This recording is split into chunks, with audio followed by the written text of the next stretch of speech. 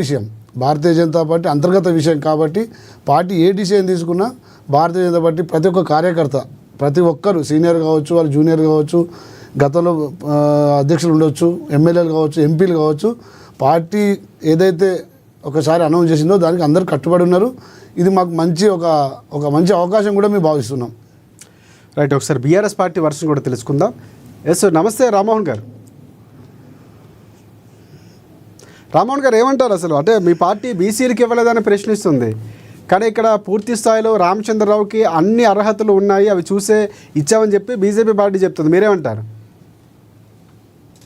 పూర్తిగా వారి సంస్థాగత విషయం కాబట్టి ఎవరికి అధ్యక్షుడు పదవి ఇవ్వాలి అనేది వారి వ్యక్తిగత విషయం, అది పార్టీ వ్యక్తిగత విషయం కాదు. బీసీలకు మేము ఇస్తాం, పెద్దపీట ఇస్తాం అని చెప్పినాను. మరి ఎందుకో ఈ రోజు అగ్రవర్ణానికి మళ్ళీ కట్టబెట్టడం జరిగింది. తర్వాత రెడ్డి నుంచి తీసి బ్రాహ్మణ చేతిలో పెట్టిండ్రు. అది మరి వాళ్ళు ఆలోచన చేసుకోవాలి బీసీలకు ఎంతవరకు న్యాయం చేస్తున్నాం అనేది. ఎప్పుడైతే బీసీ అధ్యక్షుడు కాబట్టి బండి సంజయ్ గారు పార్టీని ముంగలుగా తీసుకోపోయారు పెద్ద ఎత్తున. మరి ఆయన ఎందుకు మార్చిర్రు అంటే ఇట్లే మాట్లాడతారు. శ్రీరాములకి ఏమంటాడు, ఇది మా వ్యక్తిగత విషయం, మా పార్టీ విషయం అంటారు. ఉండొచ్చు, మీ పార్టీ విషయం ఉండొచ్చు, వ్యక్తిగత విషయంలో అందులో మేమేం తలదూర్చుకోదలుచుకోలేదు. మరి రాజాసింగ్ ఏ వారం ఎందుకంటే మీరు చెప్పే శుద్ధులు అని చూస్తున్నట్టు ఏదంటే కాంగ్రెస్ పార్టీకి ఏం తీసుకోవట్లేదు. ఇప్పుడు భారతీయ జనతా పార్టీ కూడా ఇంచుమించు కాంగ్రెస్ పార్టీ సిస్టంలోకి వచ్చేసింది. ఇప్పుడు నామినేషన్ ప్రక్రియ అని మీరు చెప్పారు.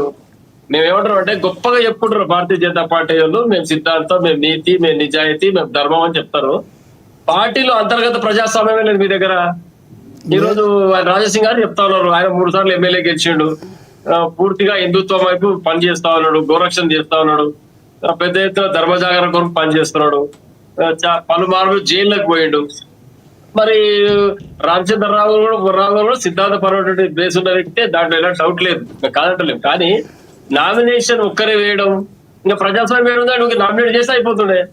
ఎట్లయితే కాంగ్రెస్ పార్టీ మహేష్ కుమార్ గౌడ్ ఢిల్లీ నుంచి నామినేట్ చేసిరో, మీరు కూడా ఢిల్లీ నుంచి నామినేట్ చేసుకుంటే అయిపోతుండే. చెప్పుకోవడం సరే, వాళ్ళు బీసీలకు ఏం సమాధానం చెప్తారనేది వాళ్ళ పార్టీ ఆలోచన చేస్తుంది. కాబట్టి రాజాసింగ్ అటువంటి నాయకునికి పొరపాటు జరగడం అనేది, ఇబ్బంది పడడం అనేది, ఇది కూడా చాలా మంది భారతీయ జనతా పార్టీ కార్యకర్తలు మనోవేదనకు గురవుతున్నారు. మరి దాని పట్ల పార్టీ ఎట్లా స్పందించో వేచి చూడాలి. అదే నీతి నిజాయితీ సిద్ధాంతాల జోలు పక్కకు పెట్టి ఈ తెలంగాణ గురించి ఏం ఆలోచన చేసినా అవి కూడా చెప్పాల్సిన అవసరం ఉంది. సరే, పార్టీ రాష్ట్ర అధ్యక్షులు కొత్తగా అయ్యారు, వాళ్ళు బీసీలకు ఏం చెప్తారో చూడాలి, వేచి చూడాలి. ఎందుకంటే బీసీలకు ఇస్తాం, బీసీల పార్టీ, బీసీ మేము అది చేస్తాం, ఇది చేస్తాం చెప్పి నిన్నమన్నారు దాకా ఈటల రాజేందర్ గారి పేరు ప్రముఖంగా వినిపించిండ్రు. రాజేందర్ గారు కనీసం వీటి వైపు కూడా రాలేదు. మళ్ళీ అందులో కిషన్ రెడ్డి గారు ఒక గ్రూపు, బండి సంజయ్ గారు ఒక గ్రూపు, 190 శాఖలైన అందులో కూడా. సరే, మరి భవిష్యత్తులో ఏం చేస్తారో తెలంగాణ కొరకు వేచి చూద్దాం మనం. రైట్, మనకి రాజకీయ విశ్లేషకులు బండారు రామ్మోహన్ గారు జాయిన్ అయ్యారు. రామ్మోహన్ గారు నమస్తే అండి. ఎస్, రామ్మోహన్ గారు, అంటే అనూహ్యంగా బీజేపీ పార్టీ మన గతంలో కూడా మాట్లాడుకున్నాం, ఈటెల రాజేందర్కి ఆ క్యాలిబర్ ఉందనో లేకపోతే